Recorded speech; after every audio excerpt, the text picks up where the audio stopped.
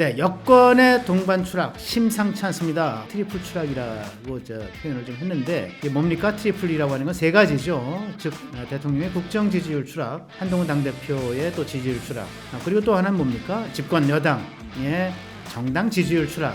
이 세 가지가 동시에 한꺼번에 떨어지는 그러한 트리플 추락을 경험하고 있다. 생각하기도 싫은 정말 심리적 탄핵에 들어갈 법한 그런 지지율이라고 저는 느껴지고요. 어떻게 해야 될까?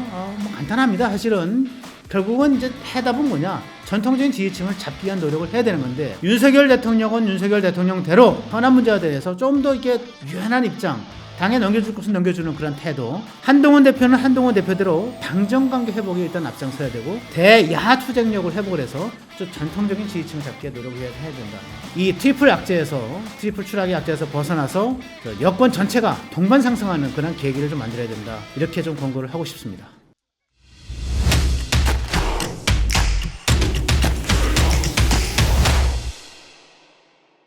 여러분 안녕하십니까? 2024년 9월 19일 목요일 허민의 뉴스쇼 시간입니다. 추석 연휴 잘 지내셨는지 모르겠습니다. 정말 이번 추석처럼 뜨거웠던 추석이 제가 적지 않은 삶을 살아왔는데 처음인 것 같고요. 정말 매일 밤 정말 이 열대야 같은 그 밤을 보내느라고 힘들었습니다. 그럼에도 불구하고 가족 친지 오래간만에 모여서 여러분들 정담도 나누고 좋은 경험 소식들 많이 공유하셨길 바랍니다. 그 즐거운 추억들을 안으시고 다시 또 새로운 날들 출발하시기를 기원합니다. 네, 오늘 9월 19일 목요일 허민의 뉴스쇼 첫 번째 주제는 추석 민심으로 확인된 여권의 동반 추락. 그 구체적인 그 그래프를 통해서 여러분과 함께 좀 나눠보고자 합니다. 시작하기 전에 구독, 좋아요, 그리고 알림 설정 부탁을 드리겠습니다. 네, 여권의 동반 추락 심상치 않습니다. 흔히들 트리플 추락, 흔히들은 아니군요. 제가 쓰는 용어인데 트리플 추락이라고 표현을 좀 했는데 이게 뭡니까? 트리플이라고 하는 건 세 가지죠. 즉 대통령의 국정 지지율 추락, 그리고 한동훈 당대표의 또 지지율 추락, 그리고 또 하나는 뭡니까? 집권 여당의 정당 지지율 추락. 이 세 가지가 동시에 한꺼번에 떨어지는 그러한 트리플 추락을 경험하고 있다. 굉장히 심각한 상황이다. 그래서 저 개인적으로는 이게 윤석열 정부에 대한 유권자들의 심리적 탄핵에 들어간 거 아닌가라는 조금 그 심한 표현인 것 같긴 합니다만은, 그러나 지금 윤석열 정부 정신 차려야 되고요. 네, 윤석열 대통령 많이 좀 각성해야 된다고 생각을 합니다. 어쨌든 이 동반 추락을 이끄는 가장 중요한 요인은 국정 지지율이기 때문에, 물론 당대표 지지율도 중요하긴 하지만은 더 중요한 건 국정 지지율이기 때문에 이 국정 지지율에서 지금 20% 한국갤럽 기준으로 9월 13일 조사입니다. 그래서 이거 굉장히 심각한 상황이기 때문에 이거는 정말 눈여겨봐야 된다는 생각이 들고요. 자료를 보시겠습니다. 대통령 직무수행 평가, 이게 한국갤럽이 9월 13일 조사한 겁니다. 그 자세한 내용은 중앙선거 여론조사 심의위원회 홈페이지를 참고하시면 되겠습니다. 지난 3월 약 6개월 전에 이게 긍정 34에서 지금 바로 직전 조사 20%로 14%포인트가 빠졌고요. 어마어마하게 빠진 겁니다. 네. 그 다음에 거의 그 빠진 만큼 부정평가로 갔어요. 6개월 전에 약 58% 부정평가였는데 국정 운영에 대해서 직전 조사에서는 70%로 약 12%포인트가 늘어났습니다. 이게 어쨌든 간에 긍정평가는 긍정평가대로 윤석열 정부 2년 4, 5개월 지났는데 그동안에 가장 낮은 긍정평가율입니다. 그리고 또 부정평가는 2년 4, 5개월 동안에 가장 높은 수치를 나타내고 있어요. 그래서 사실은 제가 아까 심리적 탄핵에 들어간 거 아니냐라는 말씀을 드렸는데, 사실은 이제 이 심리적 거부권 행사라는 말을 제가 한번 쓴 적이 있습니다. 그 뭐냐면 지난 4월 총선, 4월 10일 22대 총선에서 대패하고 나서 제가 한번 국민이 윤석열 정부에 대해서 심리적 거부권을 행사한 거다, 이제 이렇게 표현한 적이 있는데, 이번 이게 국정 지지율 조사를 보니까 이 20%, 이게 1%포인트만 빠지면은 19%, 이게 10%대 지지율, 생각하기도 싫은 정말 심리적 탄핵에 들어갈 법한 그런 지지율이라고 저는 느껴지고요. 이게 심각한 게 중수청, 그러니까 중도 수도권 청년들, 소위 이제 한동훈 대표와 또 윤석열 정부에서 신경 쓰는 이쪽의 지지율이 빠진 것뿐만이 아니라 전통 지지 기반, 말하자면 60대 이상, 그리고 또 영남 지방, 그다음에 성향적으로 보수 성향, 이런 이제 전통적인 지지 기반에서도 빠지고 있다는 것이 확인이 되는데, 먼저 중수청을 찾아볼게요. 중수청의 중은 이제 중도입니다. 중도는 여러분 보시지만 대통령 국정 지지율의 긍정평가가 16%, 부정평가 74%예요. 중도에서는 이미 이미 심리적 탄핵 저지선이라고 볼 수는 20%를 밑도는 겁니다. 밑도는 게 한참 밑도라. 16%.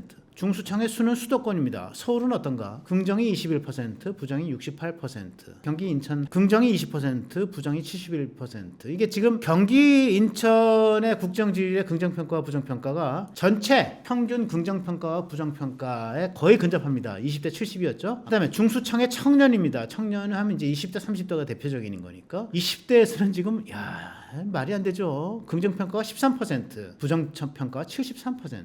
30대도 뭐 어마어마한 격차가 벌어지고 있습니다. 긍정평가 18, 그리고 부정평가 75%. 이게 이제 중수청, 말하자면 조금 이제 전통적인 지지층에서 약간 비껴난 가운데에 있을 것이라고 보여지는 그런 쪽의 지지율을 봤는데, 더 심각한 건 뭡니까? 전통 지지층, 전통 지지 기반에서의 이반입니다. 같이 한번 보시겠습니다. 전통 지지층은 뭡니까? 역시 이제 TK인데 경북에서는 이게 35대 57로 나와 있어요. 이게 지지 기반이잖아요. TK라고 하는 건 이제 보수의 자존심, 보수의 상징 같은 지역이죠. 대한민국의 정치현실에서는 여기서는 이게 한 8대2 정도 나와줘야 됩니다. 80대 20 정도. 근데 거꾸로 긍정 35, 부정 57 이렇게 나와 있죠. PK는 뭐 더 심각하죠. PK는 거의 전체 지지율에 근접합니다. 수렴합니다. 긍정 22, 부정 68. 그다음에 이제 60대를 알아봤어요. 60대를 알아보니까 긍정 32에 부정 59. 보수층은 어떤가? 보수층에서도 긍정이 38로 부정 53보다 15% 포인트나 빠집니다. 정말 심각한 상태, 여러분 눈으로 보서 확인해서 아시겠죠. 제가 지금 웃고 있지만 웃고 있는 게 아닙니다. 핵심 지지층이 이렇게 이탈한다고 하는 거, 이거는 정말 저는 여당의 입장에서 보면은 이게 국정 운영이 굉장히 힘들어지는 상황으로 하는 거고요. 야당의 입장에서 보면 이건 아주 탄핵으로 가는, 탄핵 레이스로 가는, 빌드업으로 가는 굉장히 좋은 호재가 된다. 자, 이렇게 말씀을 드릴 수가 있는 거죠. 자, 국정 지지율의 부정평가가 이렇게 높은 것, 가장 높은 게 뭘까요? 역시 의대중원이군요. 의대중원이 1등입니다. 18%가 의대중원이라고 답을 했고요. 그리고 이제 역시 경제 민생 별로다 라고 하는 게 12%, 소통 미흡이 또 10%, 또 오만한 이미지 뭐 이런 게 한 8% 이렇게 1, 2, 3, 4위가 딱 나와 있는데, 전통적으로는요 이런 국정 지지율 조사에서는 경제 민생에 있어서의 이제 불만족, 이게 제일 높게 되어 있습니다. 근데 의대 정원이 18%로 압도적으로 1위를 차지하고 있다고 하는 점 여러분들에게 말씀을 드리고요. 그 트리플 추락에서 두 번째 추락, 즉 정당 지지율의 추락인데 이것도 간단치 않습니다. 같이 표를 보실게요. 현 시점에서 보면 이게 9월 두 번째 주 조사인데, 더불어민주당이 33% 지지율을 갖고 있고 국민의힘 집권 여당이 28%, 5%포인트 차이가 나죠. 근데 이게 왜 심각한 거냐면요, 여러분 지난 3월부터 6개월 동안의 지지율치를 쭉 보시면 알겠지만 이게 국민의힘이 대부분 높았습니다. 대부분 높았는데 8월 다섯 번째 주를 기점으로 해서 9월 첫 번째, 9월 두 번째 주까지 계속 민주당이 앞섭니다. 하나 추세화되어 있다는 거죠. 굉장히 또 심각한 상황이다 이렇게 보고 있습니다. 자, 여러분 추석 이후의 전국 변수, 저는 세 가지를 뽑습니다. 첫 번째는 대통령 지지율이 과연 어떻게 될 것이냐. 여기에 또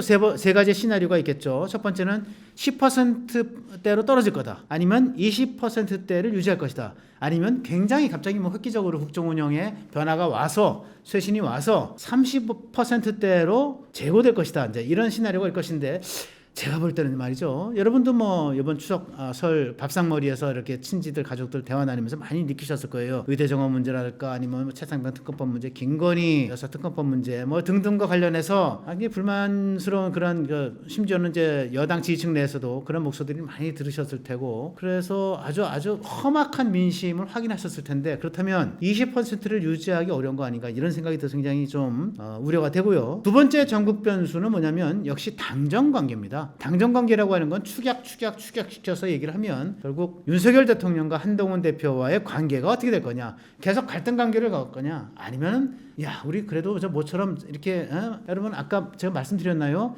24일입니다. 다음 주인데 윤석열 대통령이 용산으로 여당의 지도부, 한동훈 대표, 추경호 원내대표, 그리고 뭐 최고위원 등 해서 초청을 해서 만찬을 합니다. 오래간만에. 거기서 또 좋은 얘기들이 오갈 수 있기 때문에 당정 관계가 회복될지 이런 것들이 또 변수가 될 거고요. 세 번째는 10월달 그리고 11월달에 이 두 가지 재판에서 그 선고가 있습니다. 이재명의 사법 리스크 관련해서 이게 선거법과 이제 위증교사 문제인데 이것이 어떻게 될지에 따라서 또 전국이 변화가 일어날 것이다. 이렇게 저는 보여집니다. 어떻게 해야 될까? 뭐 간단합니다. 사실은 결국은 이제 해답은 뭐냐? 전통적인 지지층을 잡기 위한 노력을 해야 되는 건데 윤석열 대통령은 윤석열 대통령대로 의대 정원 문제나 이런 것들과 현안 문제에 대해서 좀 더 이렇게 유연한 입장 그리고 또 어떤 당에 넘겨줄 것은 넘겨주는 그런 태도 이런 것을 통해서 뭐 여야 의정 이런 것들을 뭐 성공시킨다거나 뭐 해서 하여간 결국은 이제 지지율을 높이는 방향으로 가야 될 것이고요. 한동훈 대표는 한동훈 대표대로 당정 관계 회복에 일단 앞장서야 되고 대야 투쟁력을 회복을 해서 좀 전통적인 지지층을 잡기에 노력을 해야 된다. 그래서 이 트리플 악재에서 트리플 추락의 악재에서 벗어나서 여권 전체가 동반 상승하는 그런 계기를 좀 만들어야 된다. 이렇게 좀 권고를 하고 싶습니다.